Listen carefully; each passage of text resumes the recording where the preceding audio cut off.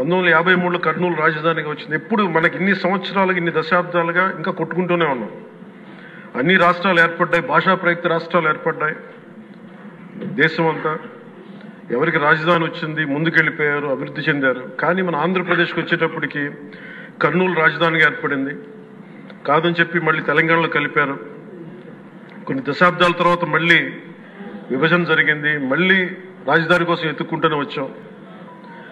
కింద మీద పడి 14 నుంచి 19 చాలా కష్టంతో ఒక రాజధానిని అత్యంత ఖర్చుతోటి నిర్మించే దశలో ఉండగా పరిస్థితులు అనుకూలించగా గత ప్రభుత్వం వచ్చింది.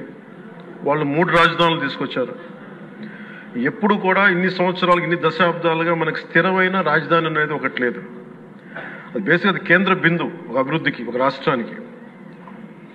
ఈసారి మటుకు చంద్రబాబు గారి ఆధ్వర్యంలో, గౌరవ ముఖ్యమంత్రి చంద్రబాబు గారి ఆధ్వర్యంలో ఇంకెప్పటికీ భవిష్యత్తు తరాలు ఇంకెప్పుడు ఏది రాజధాని, ఒక రాజధాని 2 కాకుండా అమరావతి రాజధానిగా ఉండాలి, ముందుకు తీసుకెళ్ళాలి. దానికి